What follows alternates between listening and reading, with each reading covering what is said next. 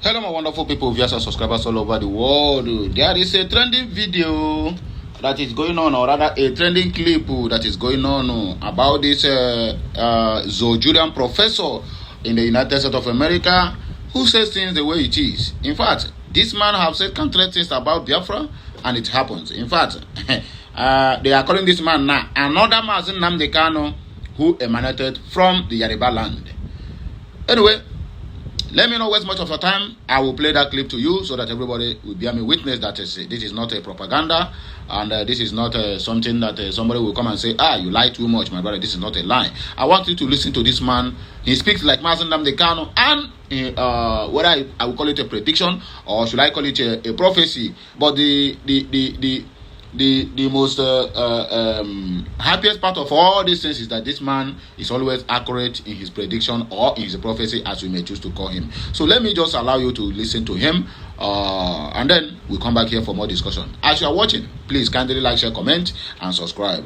In case you don't know, this man he don't give what they call a basbos or woto to Bola Ahmed Tinubu and Olulemi Tinubu, who went to White House to disgrace Biafrans or to disgrace the unity and sanctity of Biafrans, but end up disgracing the whole 250 million useless, worthless Zojurians. Let me put it that way. Please listen to him and then put your own judgment at the comment section of this video. Of Youngwa show on YouTube. Some 2 weeks ago, he said something that Tinubu plans to send the wife to the US to lobby the American government to bury the issue of course, Christian genocide in Nigeria. In case you don't know, I forgot to let you know that this man have been nicknamed the survivor of Mazi Nnamdi Kanu. They said Mazi Nnamdi Kanu hand over the mantle of predictions, correct predictions and prophecy to him. That is exactly what have been out there on a social, social media, right? And also, even Arise TV have talked about this man, that this man predictions and prophecy is accuracy, and the man is always on point. So, in case you see the headline, Mazi Nnamdi Kanu's replacement, or Mazi Nnamdi Kanu has handed over the baton of leadership or baton of prophecy to this man, do not be too excited or be too emotional. So let us continue, my people. And he did not stop there. He also made mention of some things that are very sensitive. And guess what? Just 2 weeks later, his statement was perfected. Everything was confirmed. Now, he said something again. Okay. Let me not talk. Listen to him. 10 days ago, I told you something simple. I said on this show, this of your show, that Remi Tinubu would be sent to Washington, D.C. From my sources. When $9 million in lobbying fails, power becomes personal. People said I was reaching. Now, how do I know she's going? Well, today, she's in Washington, D.C. This is not luck. This is my ability to recognize patterns. And yes, I have very good sources, impeccable works. The link to that earlier episode is in the pinned comment on the Ofion Okwa Show comment section. Check it out. When this video is posted, you will see the link to the old one for our vindication. What does this really mean? Let's reason as adults. If Ribadu succeeded, if the diplomat succeeded, if the lobbies delivered, if Tinubu's strategy again to trick Trump was working, why would the Nigerian First Lady Remi Tinubu need to show up unannounced at the U.S. National Prayer Breakfast in Washington, D.C.? She basically sneaked into America. This is not ceremony. This is pressure, ladies and gentlemen. Tinubu is under immense pressure. Let's look at the so-called pastor branding. Now, notice the optics. In National Prayer Breakfast yesterday, Remi Tinubu was publicly acknowledged at a religious gathering. This was a religious gathering. Her pastor identity becomes central in that setting. You know, they're trying to prove that they're not killing Christians. But Nigerians know something. In today's Nigeria, every second politician carries a religious title. Pastor this, pastor that. Every third billionaire is an apostle. And even some governors preach more than they govern. You basically need to look at some states. Religious branding has become part of political packaging. In Nigeria, it is simple. That does not automatically equate to pastoral. Let me quickly pause and say this in. I am sorry if this may offend you in one way or the other. But if you watch what this man is saying, exactly the truth. And I've asked these questions yesterday. Oluremi Tinubu, they say he's a pastor, a patron, a deacon, or whatever in RCCG. Have you ever seen Oluremi Tinubu at a pulpit before? Even if not just 5 minutes, kind of early morning. Just like if they want to do something now, they'll say, Nebiko, lead us in prayer. Have you ever seen that? Oluremi Tinubu is a bold Muslim. Oluremi Tinubu is a Muslim. If you don't know it. All their children, including Sheyi, including Fola Shade, the one that is a lodger of, all of them are Muslims. And she's the one that gave birth to them. And then you want to convince me that Oluremi Tinubu is a pastor. No, all this one is a kind of a political agenda. You remember when they are saying, the bishop will not endorse Tinubu, they want and hire unknown God men. When you begin to say now that Christianity is a scam, people will come to you now begin to because you can as well agree with me. Uzodinma is killing everything he's killing. Uzodinma went to Catholic church and they have to give him a platform to carry Bible up and said, I'm sorry that God have. In fact, in that place he said God have already forgiven him. What a picture is he trying to imply? So that's what God does to forgive. You will go and murder a lot of people, and then you come back, carry a Bible up, and say, "Oh, God has forgiven me." So people of Imo State, he said, people of Imo State must, not on that probability. He said they must forgive him because God has forgiven him.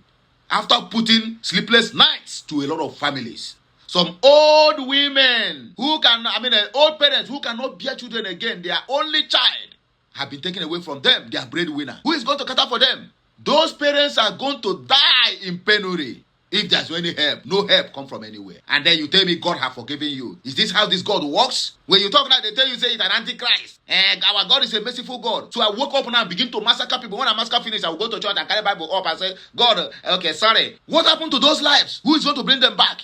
What happened to what the Christianity called restitution? That before you can be able to ask somebody for forgiveness, return whatever you must have stolen. So who is going to raise all those ones that have died or they died? Pastors now preach more than the even pastors. Governors, politicians now preach, call God more than any other person, even including you that is going to church. Or just call God because they know there's nothing like that. They know there's no punishment. It's only the brainwashed ones who will tell you all these things. The pastors who join these people to siphon the thing that belongs to you. Who join these people to sideline you, to make sure that you remain poor? Do you think that they don't know that what they are doing is just business? Or because you see them, you think they are holy? My brother, if you meet these people for T-Junction, you see, and the kind of lifestyle these people are living, you know that even you that is following them, you are the most foolish person on earth. Even the pastors na T-Junction. Somebody will come with this argument now. After all, they are human beings. But you tell me you see God. And they said, without righteousness, no eye shall see God. So you are going to that same God you claim that is going to save your congregation with a filthy hand. Most of the pastors are killing. Most of the pastors have kidnappers that is kidnapping for them, collecting ransom for them. Let us continue. Leadership in the traditional sense. So Nigeria Forward has now crept into this. It equates to positioning. And here's why some Nigerians question the branding of Remi Tinubu as a pastor. During her time in the Nigerian Senate, she was tough. She was involved in well-publicized confrontations with fellow lawmakers, including specifically, let me be specific, clashes with Senator Dino Melaye that made national news. Yes. She was not very, in another widely reported incident, she referred to a citizen as a thug during a public hearing, a moment that generated very strong and negative reactions. Nigerians do not respect Remi Tinubu. These events are part of the public record. You can't run away from them. So when a political figure with that history is suddenly presented internationally under a soft pastoral identity, some Nigerians see a contrast. They smell a rat. That contrast fuels skepticism. It makes people skeptical. What is the irony? Here's the uncomfortable part. At the same event yesterday, President Trump, who is helping Nigeria, referenced U.S. military strikes in Sokoto against the terrorists, and praised his war secretary, Hexet, for the execution. The room applauded, the room exploded. Think about that. A Nigerian First Lady seated in Washington, D.C. prayer thing, while applause follows mention of military action inside the country. A country her own husband is ruling. Meanwhile, just yesterday, over 160 people were reportedly killed in Woro community in Kwara State. Hands tied, lives ended. That is the real emergency. Not photo ops, not branding, not symbolic diplomacy. I wonder whether Remi was thinking about all these people. They're killing them every week in Nigeria. And she was seated there grinning sheepishly. My position, this was obviously not a state visit. So what was it? This was containment. When image management collapses, symbolism increases. I said this 10 days ago. 10 days ago, events are catching up on what we say on the Ofiokwa show in Nigeria. When the mechanic cannot fix the car, they will tell you the problem is spiritual. It's spiritual. When public relations cannot fix perception, in Nigeria, they bring pastor, they go bring pastor. But insecurity is not a prayer point, ladies and gentlemen. Insecurity is governance. Insecurity is people dying. Tens of thousands of Christians have died. And others, people are dying. We talk about stuff like this on the Ofiokwa show. We don't just report events. We track where they live. We knew she was coming and we're right. I remain the voice of the voiceless. I remain your independent voice, documenting what Nigerian power hopes will stay quiet so that they continue eating money, continue destroying the country. I tell fearless truths like today. I am Ofiong Akwa. Take care of yourselves. Take care of each other. Make we go. You hear it? Very, very, very, very, very. In fact, this message, supposed to you. If you get this hold of this message, my brother, be playing this message every blessed day. Nigerian government is not doing you anything. The people who are doing the congregation of the so-called Nigeria are the pastors, the reverend fathers, and whoever. If Hassan Kuka, Martin Hassan Kuka will come out to tell you that no Christian genocide in Nigeria, then you as a Christian, you have a lot of things to worry about. If Governor Alia, they say it's a reverend father, to come out and tell you that no Christian genocide in Benue State, you as a Christian, my brother, you have a lot of things to worry about. People killed now in the name of God. The so-called Fulani bandits are killing in the name of Allah. The pastors, the governors, all the whole politicians, they also kill in the name of the same God. Because when you catch them, they kill finish, they will tell you, don't worry, I'll go to church tomorrow to confess that God is going to forgive him. And when he did that finish, what follows? He tell you that because God have forgiven him, that the God is a merciful God. Then you, as a mortal man, you, as a creature from the same God have forgive him, that you must, it is not under probability. He is not begging you, he said, you must forgive me because God have forgiven me. So how do I know that God have forgiven you? If the God they claim that is in the church is still in existence, why can't that God strike them? I don't want to hear God is a merciful God. Because what we read in the Bible, the God that they are calling inside church is not a merciful God. It's a God that destroys before he can give you what you want. Yes, all the whole incident in the Bible, beginning from Genesis, it is war, war, war. And this war is not being orchestrated by Satan. It is by same God. Let me not begin to think that our God, or rather the God in the Bible, is a killer God. It is just a phrase. I repeat, it is just a phrase. But let us use our brain whenever we are going into this religion of a change. Let me dissect the comment section just a little bit. One or two comments and then we'll round up.